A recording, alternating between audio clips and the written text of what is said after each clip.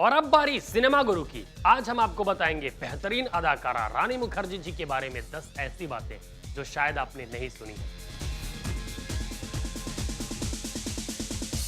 दोस्तों, रानी मुखर्जी जी एक बंगाली ब्राह्मण परिवार में जन्मी थी।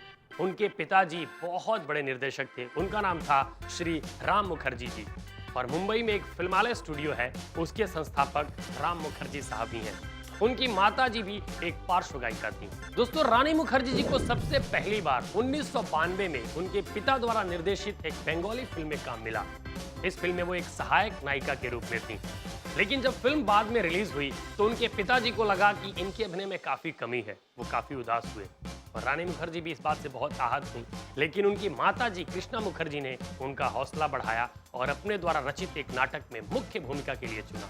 रानी मुखर्जी के माता पिता चूंकि इसी फील्ड से थे, यानी अभिनय से, नाटक से, एक्टिंग से, डायरेक्शन से, तो वो भी चाहते थे कि उनकी बिटिया रानी मुखर्जी एक अदाकारा बने। लेकिन उस वक्त रानी मुखर्जी का रुझान फिल्मों के प्रति नहीं था। लेकिन उनकी माताजी ने उन्हें प्रेरित किया कि तुम्हें अभिनय करना चाहिए और उनकी माताजी ने 1997 में एक नाटक में काम दिया था। उस नाटक का नाम था राजा की आएगी बारात। इस नाटक में रानी मुखर्जी जी मुख्य भूमिका में नजर आई और इन्होंने इतना अच्छा काम किया था कि इस नाटक को बाद में फिल्म में तब्दील किया गया और इस तरह से रानी मुखर्जी की पहली फिल्म थी राजा की आएगी बारात। रानी मुखर्जी जी उन चंद खुशनसीब अभिनेत्रियों में से हैं जिन्हें कई सारे पुरस्कार मिले हैं।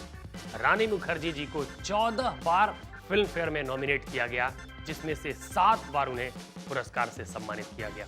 दोस्तों, करण जौहर की पहली फिल्म कुछ कुछ होता है में काजोल की जगह पे पहले रानी मुखर्जी को साइन किया गया था। लेकिन बाद में जब काजोल का टॉम बॉय लुक टेस्ट हुआ तो काजोल को ही रानी की जगह पे रखा गया और रानी उस फिल्म में सपोर्टिंग रोल में नजर आई। दोस्तों, हर अभिनेत्री के करियर में उतार चढ़ाव आते रहते हैं। रानी मुखर्जी के जीवन में भी तमाम उतार चढ़ाव आए। वर्ष 2004 में वो बॉलीवुड की सहायक अभिनेत्री में शुमार हो गई थी, जिसमें से युवा, वीर ज़ारा जैसी फिल्में उन्होंने की। लेकिन वर्ष 2005 में वापस उन्होंने मुख्य भूमिका में मेन लीड अभिनेत्री में अपने आप को स्थापित किया और वो फिल्म थी ब्लैक। इस फिल्म में बहुत चैलेंजिंग भूमिका उन्होंने अदा की और इस काम के लिए उन्हें मिला बेस्ट एक्ट्रेस का नेशनल अवार्ड। वर्ष 2007 के बाद रानी मुखर्जी के एक्टिंग करियर का ग्राफ लगातार नीचे गिरता गया। उनके करियर की फिल्में लगातार फ्लॉप होती रहीं। 2007 के बाद कोई बड़ी हिट फिल्म उनके लिए नहीं आई। रानी मुखर्जी जी बच्चों के प्रति बहुत लगाव रखती हैं। उन्हें बच्चों के साथ बैठना, खेलना बहुत अच्छा लगता है। वो जब भी फुर्सत पाती हैं तो बच्चों के साथ समय बिताती हैं या कार्टून बनाती हैं या कार्टून देखती हैं। रानी मुखर्जी जी बंगाली ब्राह्मण परिवार से जुड़ी हुई हैं और मुंबई में रहने के बावजूद वो अपनी संस्कृति, अपने कल्चर को नहीं भूलती हैं। जब भी दुर्गा पूजा का मौसम आता है तो वो सांता क्रूज स्थित अपने पड़ोसियों के साथ दुर्गा पूजा बहुत धूमधाम से मनाती हैं। 1998 में रानी मुखर्जी को पहली बार किसी बड़े स्टार के साथ काम करने का मौका मिला। जी हाँ, 1998 में उन्होंने आमिर खान साहब के साथ फिल्म गुलाम में काम किया। लेकिन इस फिल्म में उनकी भूमिका बहुत छोटी थी। पर इस फिल्म में एक गाना आता है, आती क्या खंडाला। इस गाने में उन्होंने इतना कमाल का लिपसिंग किया, क्या मस्त अदायगी दिखाई। इसी वजह से वो इस फिल्म में पूरी तरह से नोटिस की गई और वहीं से उनकी और आमिर खान की दोस्ती हुई। फिलहाल आपके दिल में क्या है ये हमें पता है।